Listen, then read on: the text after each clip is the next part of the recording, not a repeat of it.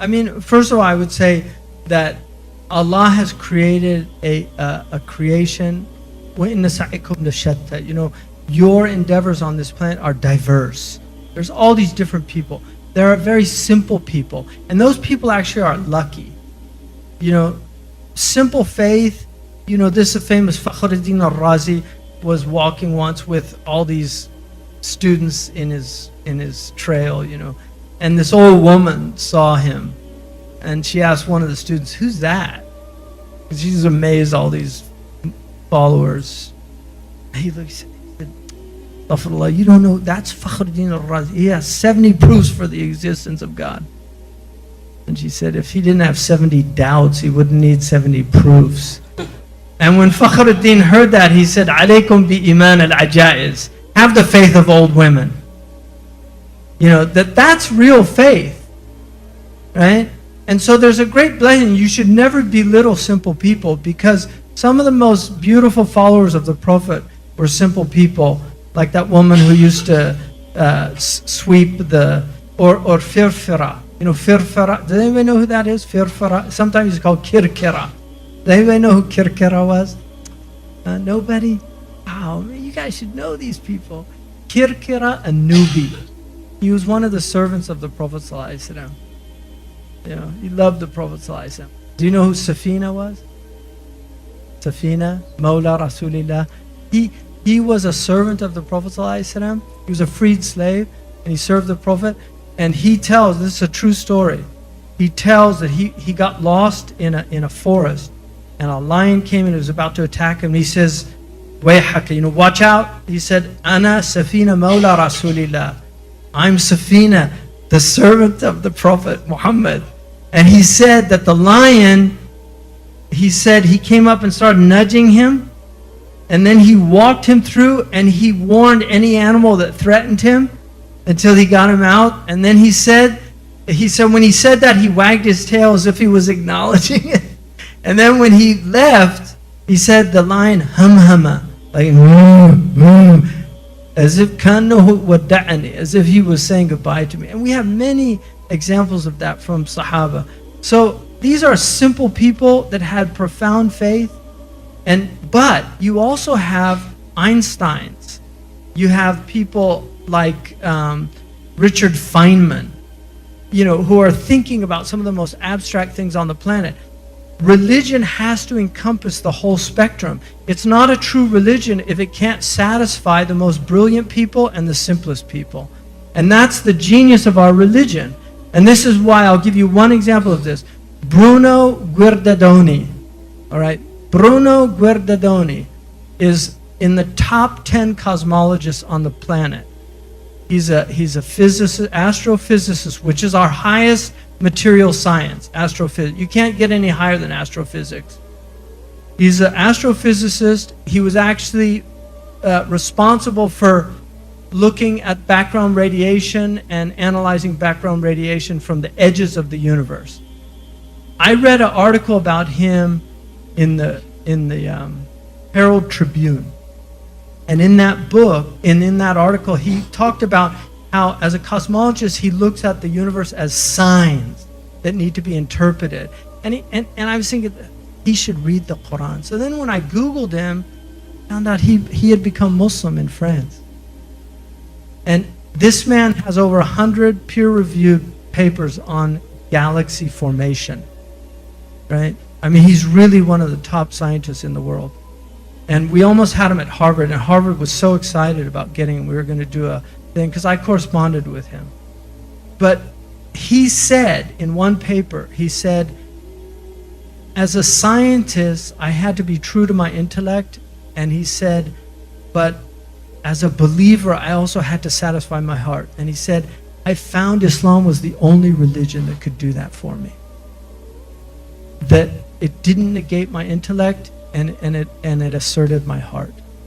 And so philosophy, the Muslims, philosophy is dangerous because if you're not grounded in tradition well, and you go into philosophy first, you can really get confused.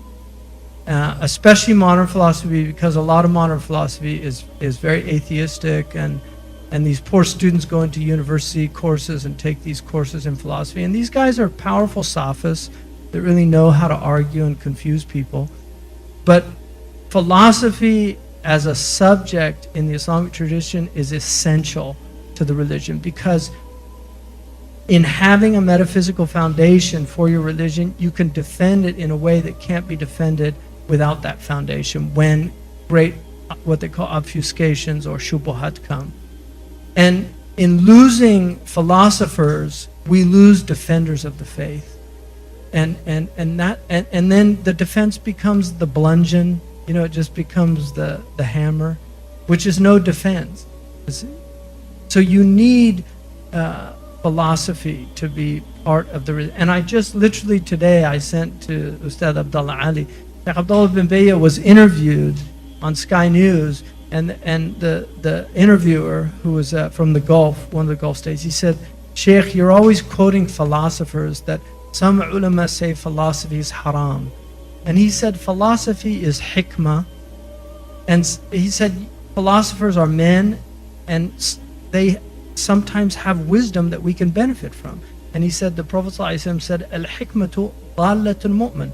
Wisdom is the lost property of the believer. Wherever he finds it, he has more right to it.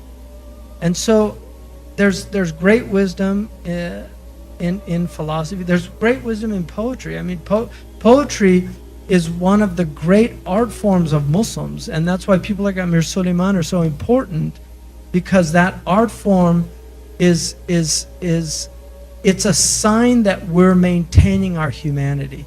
If you have a culture that doesn't have poets, you're in big trouble. Really, because poets, what they're doing is they're using language as the art form, and language is the highest thing that we have as a species. And this is why the Quran is words. And there are many beautiful art forms, but we share those art forms with most other creatures. I mean, beavers build extraordinary dams that are a marvel to look at. Bees make beautiful works of art. They're tessellated honeycombs, beautiful hexagrams. But the poet, his art form is the gift that God gave us.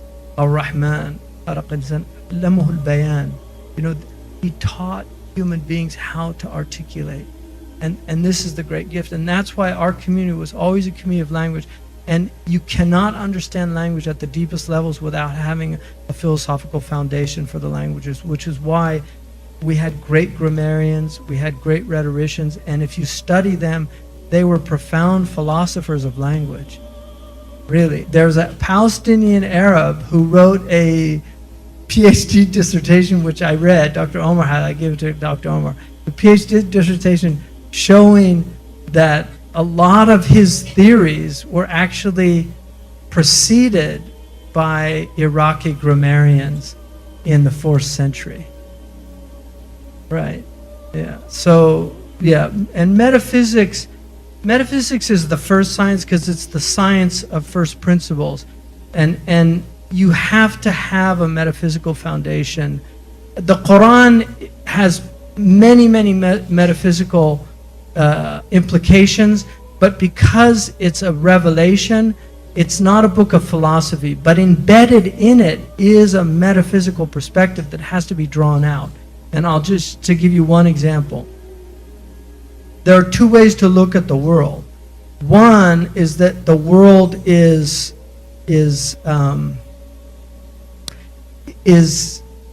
evil by its nature, and there's all these horrible things that happen in the world.